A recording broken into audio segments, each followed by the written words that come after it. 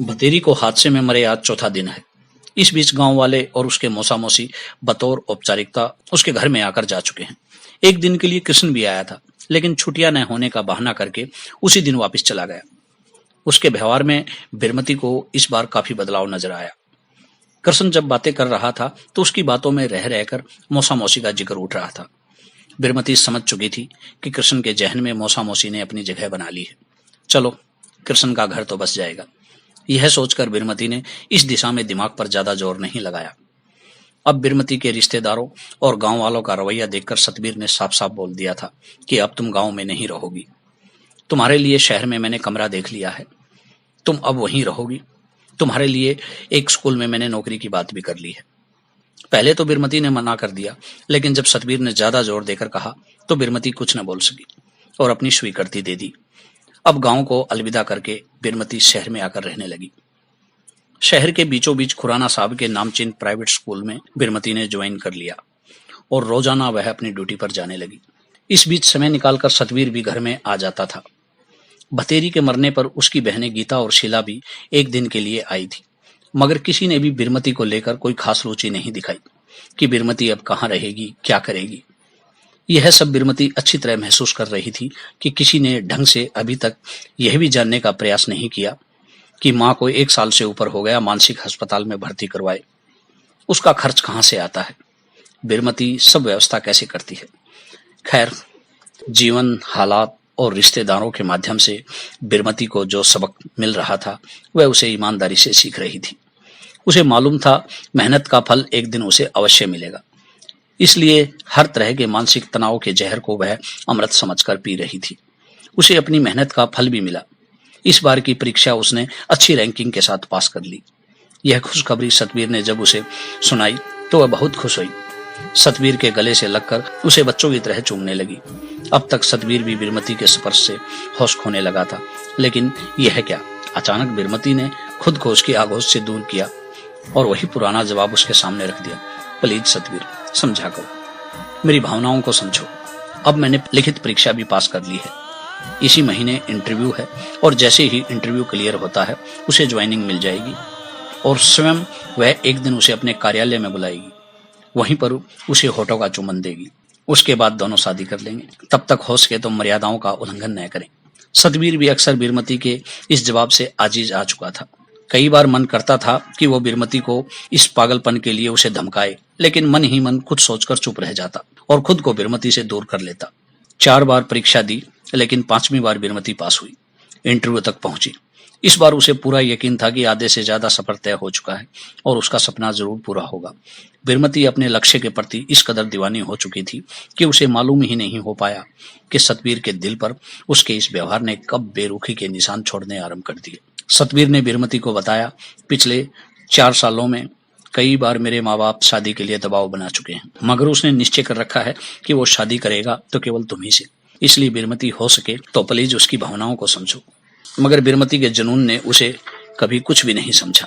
कहते हैं जवान औरत को हर आंख घूरती है, हर महफिल में उसका जिक्र चलता है और बदनामी भी उसका पीछा करती रहती है। शहर में आने के बाद और स्कूल ज्वाइन करने के बाद बिरमती के साथ यही सब तो हुआ। गांव में जिस प्रकार लोग गलतफहमी के शिकार थे, वही गलतफहमी अब शहर में आ गई थी। लगभग 7 महीने हो चुके थे बिरमती को शहर की अमर कॉलोनी के मकान में रहते। अड़ोसी पड़ोसी और मकान मालिक पहले तो उसके प्रति ठीक ठाक थे, लेकिन समय बीतने के साथ यह सब खुलासा हुआ कि वह निपट अकेली है, तो सब ने उसके प्रति गलत भावना रखनी आरंभ कर दी। गली के कुछ लोग जहां उस पर हर वक्त चील सी नजर रखने लग गए, वहीं स्कूल में भी उसके पुरुष साथी हर वक्त यही चाहने लगे कि किसी तरह उन्हें बिरमती का स्पर्श सुख मिल जाए। हर वक्त चील कौओं और गिद्धों की नजर से बिरमती खुद को बचाने में लगी रहती थी। उसे अपनी हालत पर बहुत गुस्सा भी आ रहा था, मगर दुखों की इस परीक्षा में वह हर पल सजग थी कि जल्द ही उसे इन सब से छुटकारा मिल जाएगा। औरत का अकेली और गरीब होना कितना बड़ा जुर्म है, बिरमती को यह अच्छी तरह से मालूम हो चला था। उसे वो सब बातें, अभियान और सरकारी घोषणाओं का थोथापन समझ में आ चुका था, जिसके तहत हर तरफ यह माहौल बनाने का प्रयास होता रहा है कि नारी नारायणी है, कल्याणकारी है। बिरमती को अपना औरत जन्म किस कदर पहाड़ सा नजर आ रहा था, यह या तो वह जानती थी या उसका भगवान। हर व्यक्ति तो उसके जिस्म का दुश्मन हो चला था। उसे समझ नहीं आ रहा था कि यह दैहिक सुख इतना एक तरफा लालची क्यों है। समाज में दिनों दिन होने वाले बलात्कार और महिलाओं के साथ अपराध की घटनाओं की सत्यता ने उसे बुरी तरह से डरा दिया था। और उन्हीं दिनों दिल को दहला देने वाली एक घटना दिल्ली में घटित हुई, जिसमें कुछ नौजवानों ने मिलकर चलती बस में एक लड़की के साथ न केवल बलात्कार किया बल्कि उसकी बेरहमी से हत्या भी कर दी। बीरमती की आत्मा इस घटना से पूरी तरह से घबरा गई थी। जिस प्रकार मीडिया और राजनेताओं के माध्यम से इस घटना का आए रोज बयानी बलात्कार हो रहा था, वह इतना घिनौना था कि बीरमती के वर्षों के सपनों को भी उसने डसने का भरसक प्रयत्न किया। अब तो हालात यह हो चले थे कि उसे हर व्यक्ति की आंख में हवस नजर आने लगी थी।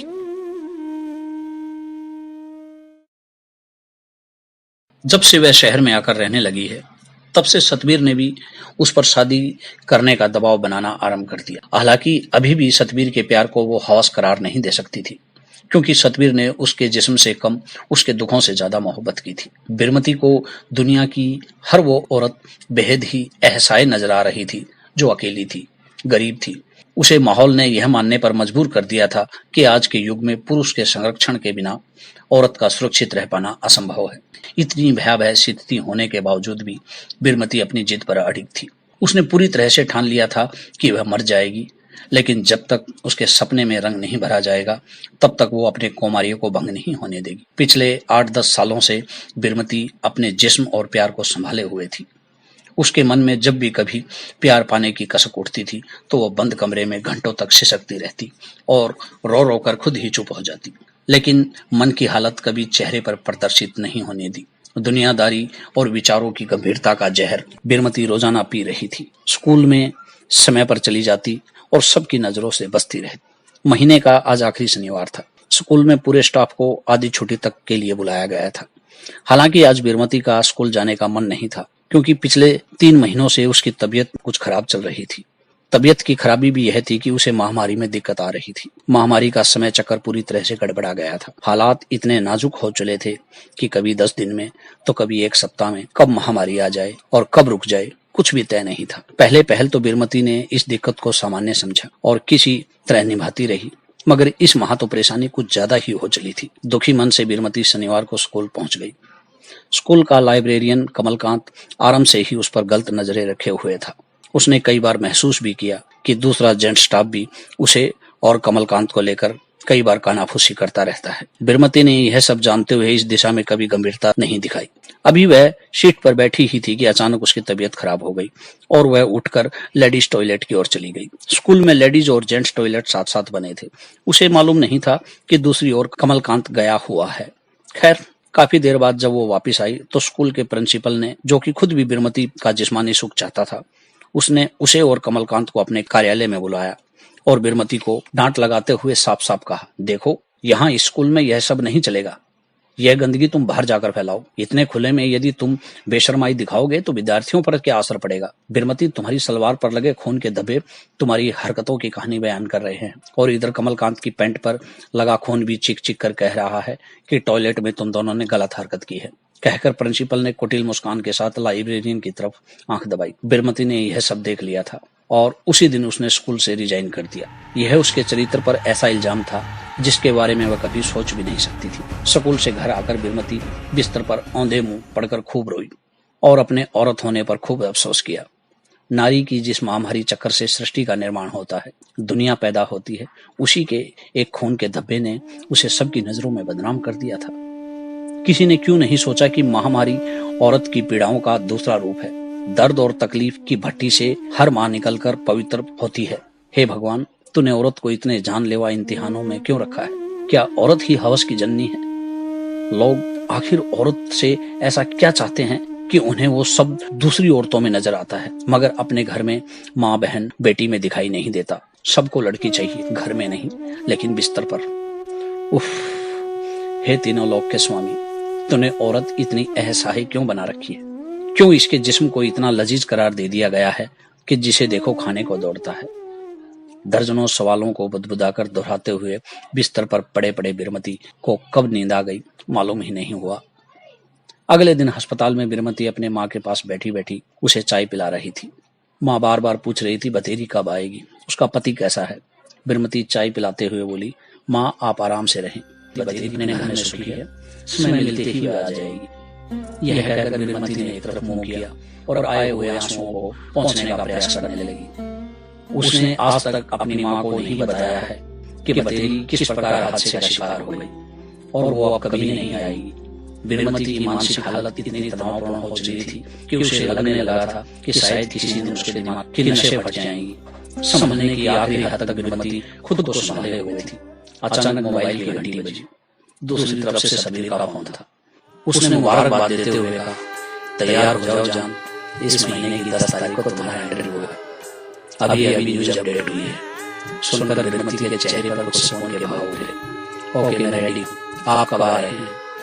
बीरबलमती ने फोन पर ही पूछा। मैं बस आ ही गया, यह कहकर फोन काट दिया। तभी सामने से सतबीर आ गया और आते ही उसने नानी के पैरों को हाथ लगाकर प्रणाम किया। नानी ने भी मुस्कुराते हुए सतबीर को आशीर्वाद दिया।